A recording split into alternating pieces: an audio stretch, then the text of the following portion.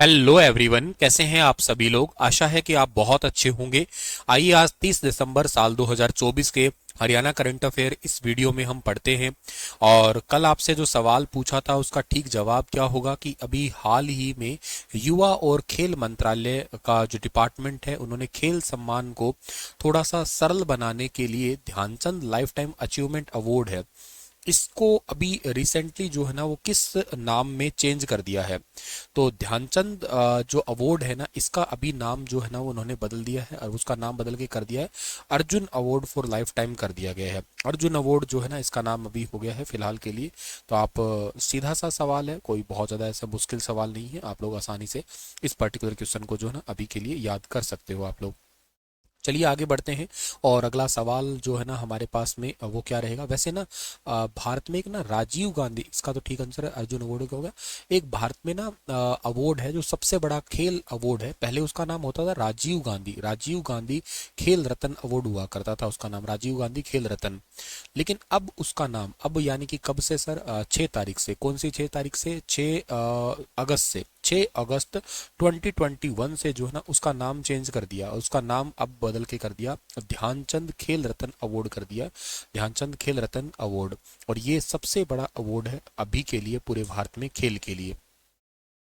हाल ही में किस जिले में 51वीं राष्ट्रीय बाल वैज्ञानिक प्रदर्शनी का समापन हुआ है? 51वीं राष्ट्रीय बाल वैज्ञानिक प्रदर्शनी का जो अभी समापन हुआ है वो हुआ है कहाँ पे? सोनीपत के अंदर हुआ है। सोनीपत, गुरुग्राम, झज्जर, फरीदाबाद, अंबाला, पलवल, जींद जिलों के लगभग 8,500 और भारत के बाकी 28 राज्यों, इसमें राज्य और केंद्र शासित प्रदेश है, मतलब टोटल भारत के सारे 28 राज्य जो है ना इसमें शामिल हुए थे। और के साथ साथ जो है ना 400 युवा विज्ञान प्रदर्शकों ने जो है ना भाग लिया है। केंद्र शासित नहीं थे, सॉरी, इसमें 28 सारे राज्य जो है ना इसके अंदर शामिल हुए थे। और इसमें ये बेसिकली साइंस से संबंधित मॉडल है। हम लोग जब स्कूल में होते थे तब भी ऐसे एग्जीबिशन लगा करती थी ना, साइंस लैब में हमें ऐसा कुछ सिखाया जाता था, एग्जीबिशन लगा करती थी ऐसी, जिसमें हम लोग कुछ मॉडल वगैरह बनाया करते थे। एक्चुअली क्या होता है, ये प्रोटोटाइप होते हैं, मॉडल होते हैं कि हाँ इस तरीके से ये मशीन काम करेगी तो इससे ये जो है बेसिकली हल निकलेगा। कोई जैसे मान लो जेसीबी मशीन ही का एग्जांपल ले लो, क्रेन ले लीजिएगा। कोई इंडस्ट्री के अंदर किसी चीज़ को हल करने के लिए कोई मुश्किल काम है, फॉर एग्जांपल ग्लास बनाना है, बोतल बनानी है, बहुत सारी ऑटोमेटिक चीज़ें, उनका प्रोटोटाइप होता है, फिर उसी का आइडिया लेके उसको एक इंडस्ट्रियल मशीन के रूप में कन्वर्ट कर दिया जाता है।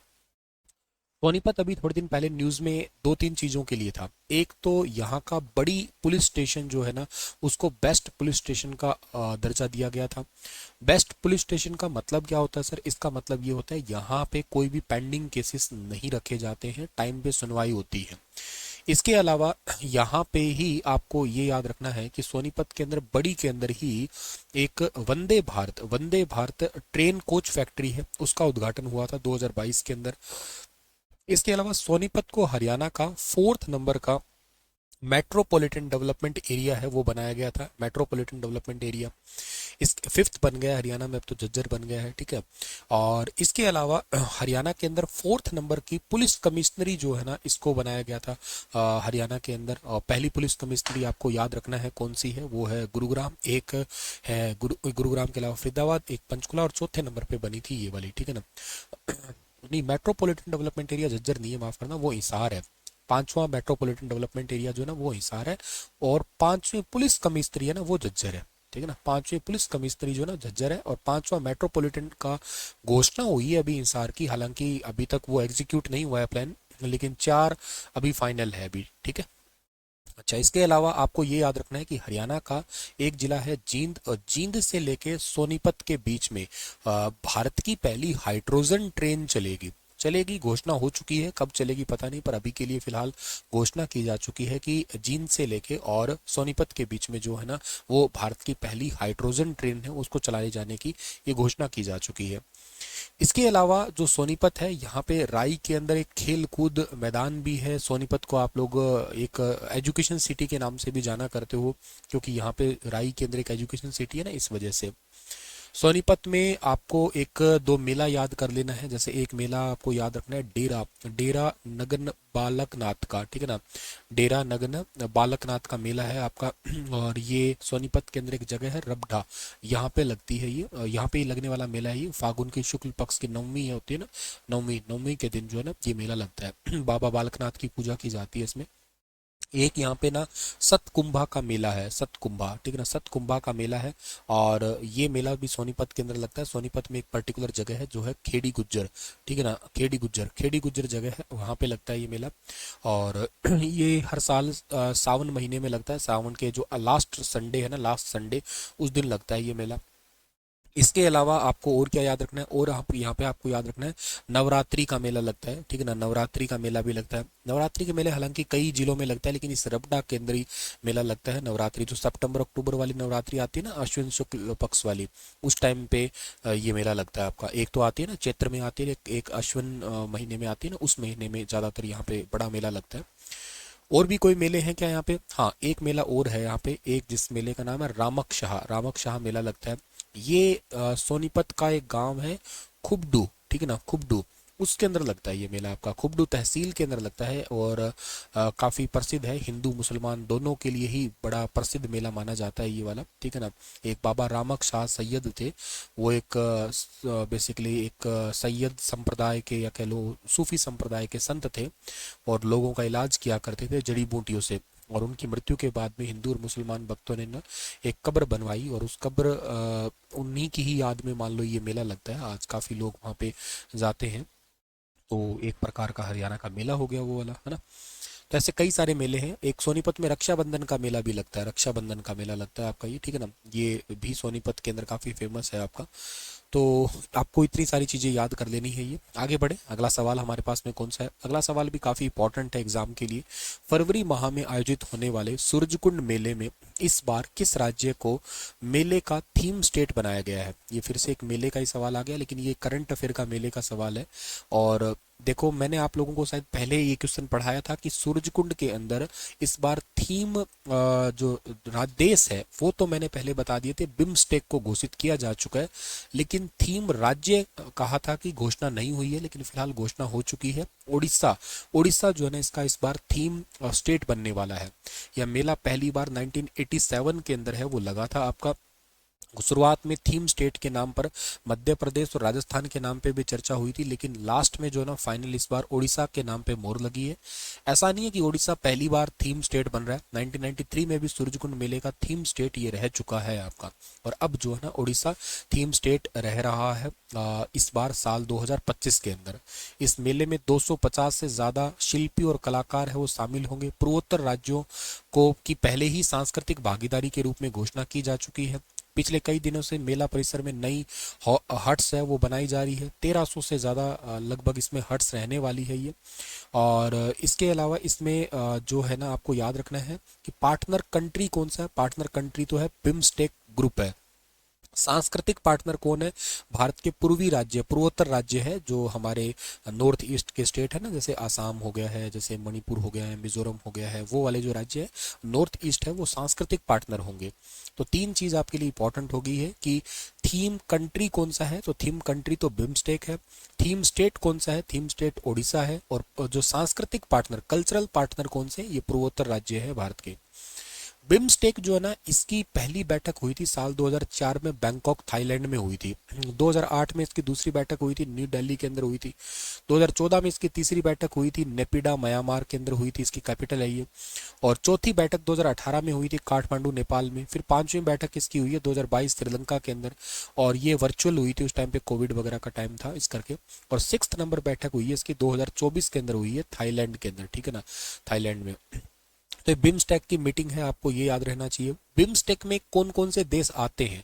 तो बिम्स्टेक में स्टार्टिंग में बांग्लादेश, भारत, श्रीलंका और थाईलैंड देश है ना ये ऐड ऑन थे। 1997 में म्यांमार, और म्यांमार जो है इसके अंदर ऐड हो गया, ये म्यांमार रहा। 2004 में नेपाल और भूटान भी इसके मेंबर बन गए, और आज टोटल इसके अंदर जो है ना वो 7 देश है। ये इनका मैप है, ये याद रखिएगा। तो इन देशों के अंदर बेसिकली ग्रोथ है, एजुकेशन है, इसके अलावा क्लाइमेट है, फाइनेंशियल ग्रोथ है, कल्चरल ग्रोथ है, उन सभी पे मिलके ये काम करता है group, BIMSTEC group. Very important. और सूरजकुंड मेला तो आपको मैंने बता ही दिया, 1987 से पहली बार जो है ना स्टार्ट हुआ है। अच्छा, इसका डिज़ाइन किसने किया था सूरजकुंड मेले का? इसका डिज़ाइन किया था गुजरात के एक वास्तुकार थे जिनका नाम है सुरेंद्र पटेल। याद रखना आप लोग, सुरेंद्र पटेल। सुरेंद्र पटेल जो है ना, इन्होंने इसका डिज़ाइन किया था। और इसको इंटरनेशनल दर्जा कब मिला था? साल 2013 में जो है ना इसको इंटरनेशनल मेले का दर्जन मिला, सॉरी, इसका दर्जा जो है ना वो मिल गया था। और इसको कौन सा डिपार्टमेंट करवाता है? तो इस मेले को करवाता है हरियाणा का टूरिज्म डिपार्टमेंट। हरियाणा का पर्यटन विभाग जो है ना इसको करवाता है। इसके अलावा भारत सरकार का भी डिपार्टमेंट है, क्योंकि अंतर्राष्ट्रीय मेला है ना, तो इस करके भारत सरकार का पर्यटन और संस्कृति डिपार्टमेंट है, वो भी करवाता है। और इस मेले का निर्माण जो है ना, ऐसा बोला जाता है, इतिहासकार कहते हैं कि अनंगपाल द्वितीय जो है ना, अनंगपाल द्वितीय उनके द्वारा इस मेले का निर्माण, मयूर लेक है वहाँ पे, उसके पास ही वहाँ पे इसका निर्माण, या सूरजकुंड झील है वहाँ पे इसका निर्माण जो है ना वो करवाया गया था। और इसके अलावा सूरजकुंड में जो इंटरनेशनल रूप से फोकस कंट्री पहली बार साल 2009 के अंदर जो है ना वो इजिप्ट को चुना गया था, यानी कि मिस्र को चुना गया था, ये याद रखना आप लोग। और बाकी इस बार जो है ना ये मेला लग रहा है, कौन सा मेला लग रहा है इस बार के लिए? तो इस बार के लिए जो है ना ये 37वां मेला लग रहा है, ये ध्यान रखना आप लोग, ठीक है ना। 37वां मेला लग रहा है, 37th नंबर का फेस्टिवल है, वो सेलिब्रेट किया जाएगा इस बार साल 2025 के अंदर। तो ये याद कर लेना जी आप लोग, मोस्ट मोस्ट इंपॉर्टेंट है। तो 2025 में नहीं, 2025 में 37वां नहीं है, 2025 में सॉरी 38वां हो जाएगा, क्योंकि 2023 का है, 2023 का था 37वां। तो 37वें के अंदर तंजानिया आया था, मैं ये बताने वाला था, तंजानिया आया था, और तंजानिया के अलावा गुजरात आया था। थीम देश और थीम राज्य। इस बार 38वां है, 38वें में बिम्स्टेक और के साथ उड़ीसा आ रहा है आपका, ठीक है। 2023 का जो है ना आपका 2023 का जो मेला था ना, 2023 के अंदर नहीं, 2024 का हो गया ना, ये 23 का क्यों कहूँगा मैं। 2024 का मेला है आपका 36वां, और 2025 का मेला जो है ना आपका 2036वां क्यों बोल रहा हूँ मैं, 37वां।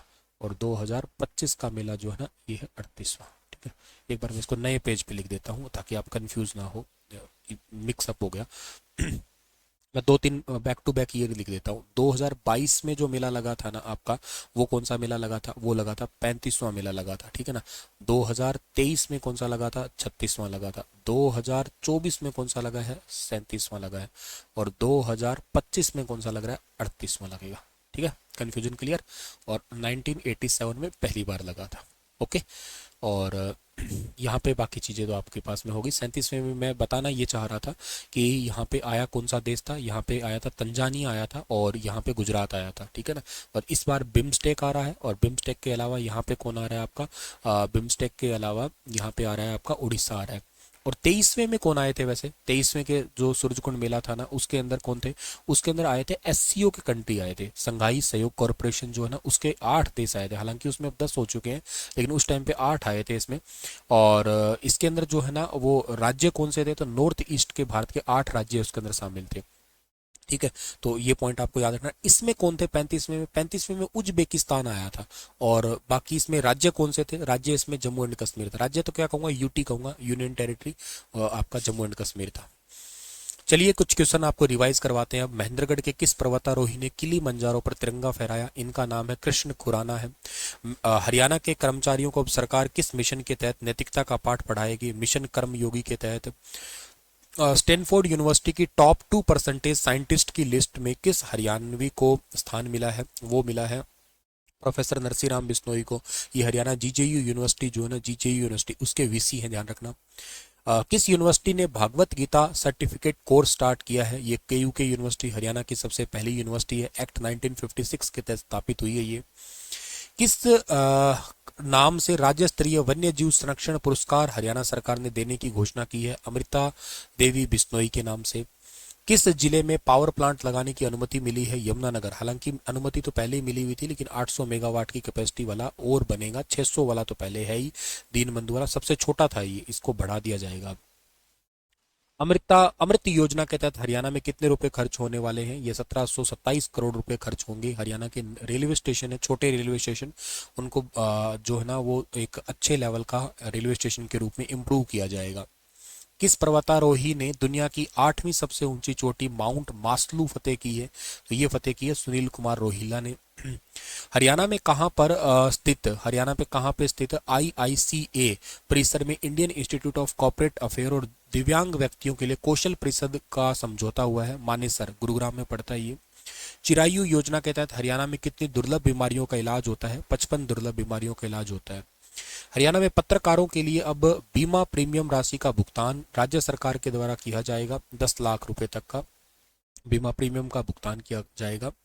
और अंबेडकर आवास नवीकरण योजना, इसके लिए 80,000 रुपए मिलते हैं घर की मरम्मत करवाने के लिए।